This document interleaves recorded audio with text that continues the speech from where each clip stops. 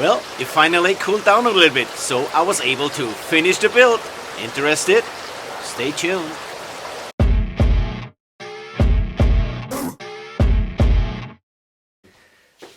Well, hello YouTubians and fellow hobbyists. Welcome to this Saturday morning show. Well, I hope you're all doing fine and you spend your time with whatever you love. Well, in this season it might be more doing outdoor activities rather than watching YouTube channels or building because of the heat. But if you have a minute or two, I will show you my finished Chevy Nova from '66. Not all turned out the way I actually wanted it, but here's what I got.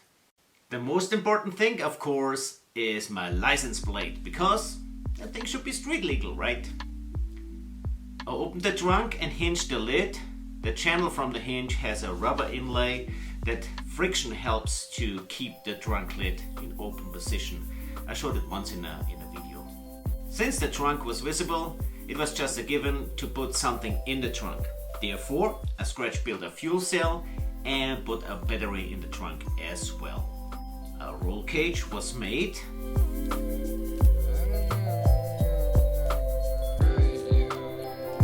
The driver door was hinged and the magnet on the door frame helps to keep it closed. I lowered the front a good bit and some decals found their way on the car as well.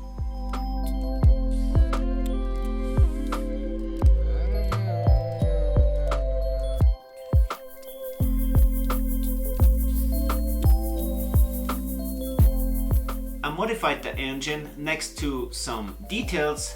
The new exhaust probably is one of the main features of this engine build. The original door handles did not look the way I wanted them, so I scratch built some new ones. And I also did not look close enough to the surface before I painted clear coat on the car. Result, I have now flocking all over the car. Well, it's a flocking car now. Well, not always everything turns out the way you want it. That's just part of the game, right? Speaking of the devil, I did use some flocking on the interior and of course detailed everything a bit. The belly of this Chevy needed some brake and fuel lines, but rather than that I did not do much to it.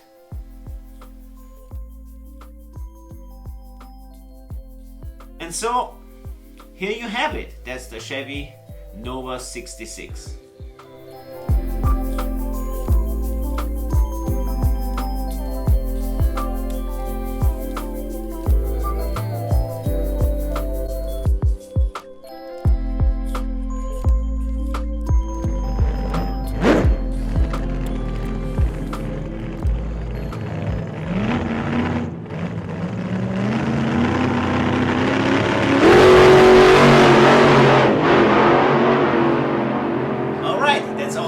This week.